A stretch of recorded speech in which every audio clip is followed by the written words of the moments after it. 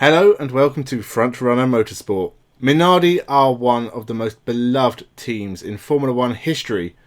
In their 20 years in the sport, they never had much success.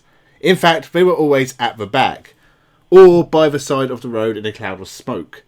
But everyone loves a trier, and Minardi tried for a long time. So let's honour their memory and look at the best 10 drivers to race for the tiny Italian outfit. Who were the best Minardi drivers? Subscribe if you haven't, and let's begin.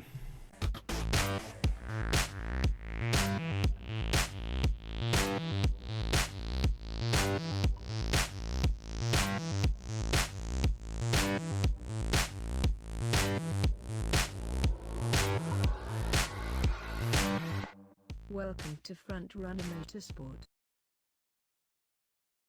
Number 10, Gianni Morbidelli. Italian Gianni Morbidelli spent his early Formula 1 career bouncing between backmarker Italian teams. BMS, Scuderia Italia, Minardi and Ferrari. After a difficult start with BMS in 1990, Morbidelli ended the year with Minardi replacing Paolo Barilla. He'd stayed with the team through 1991 and 1992 except for a single race with Ferrari replacing Alain Prost. He'd never scored a point for the team, but did finish just short of the points a fair few times, with 7 top 10 finishes. Poor reliability aside, he did a pretty good job for Minardi, and the future touring car star probably deserved a better Formula 1 career than he got. Number 9, Shinji Nakano. Whilst teammate Esteban Terrero struggled and crashed and only managed to finish 5 races, Shinji Nakano got a few top 10 finishes for Minardi in 1998, a year they scored no points. Nakano had had a difficult first season with Prost in 1997, but managed a couple of points finishes, but found his year with Minardi to be much tougher. Even so, he got a decent 7th place in Canada and top 10 finishes in Monaco, Britain and Belgium. It wasn't enough to save his Formula 1 career, but Nakano did get some favourable finishes for Minardi in trying times. Number 8, Pedro Lamy. The Portuguese driver had a pretty poor Formula 1 career. He raced a couple of part seasons for a dying Lotus team in 1993 and 1994, before replacing PierreLuigi Martini, who had for the 4th or 5th time ran out of cash at Minardi halfway through 1995. Minardi were not in a good place, and Pedro Lamy scored their only point of the year at the final round in Australia. But no more points came in 1996, which was Pedro Lamy's only full season in Formula 1 by the way. He had a few top 10 finishes and he did the best he could with bad machinery. Pedro Lamy's greatest achievement in life is being Minardi's 8th best Formula 1 driver, and all the endurance championships he's won. Number 7, Fabrizio Barbatsa. This is probably the hardest to justify, but I think Italian Fabrizio Barbatsa was a terrific race driver.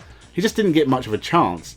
After spending 1991 with the AGS team and not managing to qualify for a single race as the team curled up and died before the end of the Formula 1 season, after that Barbatsa would find himself back in the kart series with Archerio Racing in 1992, where he had a few races before not qualifying for the Indy 500.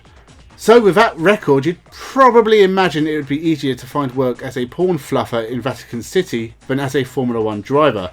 But Barbatsa spent the first 8 races of 1993 with the Minardi team. It may not be much, but Barbatsa did get 2 6th places and therefore 2 points. He may have only finished one other race before being replaced by PierreLuigi Martini, but I think he was actually quite a good driver who never got a chance. Number 6, Luis Perez-Sala. Going back to the early days of Minardi, Luis Perez-Sala was only the 5th Minardi driver ever when he signed up to race in 1988. He was also the 2nd to score points for the team, which he managed at Silverstone in 1989. He completely outpaced teammate Adrian Campos in their 5 races as a pair, but found it tougher against Campos' replacement PierreLuigi Martini. Sala's time with Minardi was filled with a lot of retirements, but a point is a point, and the Spaniard was one of only 9 drivers to score points for the team in their history. Number 5, Marc Gené. Another Spaniard, Marc Gené joined Minardi in 1999 and managed 2 full seasons with the team. He scored the team's only point between Pedro Lamy in 1995 at Australia and Mark Webber in Australia in 2002. Marc Gené scored Minardi's only point in 2,303 days, or 6 years, 3 months and 19 days. With success like that, it's hard not to put Marc Gené higher, but he's also constantly outpaced teammates Luca Badoer and Gaston Mazepin and finished in the top 10 9 times. For a team going through a really bad spell of form, that's really not too shabby. Number 4, Mikhail Albon. A great driver from Formula 1's history, thoroughly underrated. He joined Minardi in 1994, his final year in Formula 1, his 14th year, and he did score a point. But it was a season filled with retirements, 10 out of 16, but he was often quick when he could finish. His 6th place in Monaco was ahead of 5 other drivers, and he also grabbed a 7th in Hungary.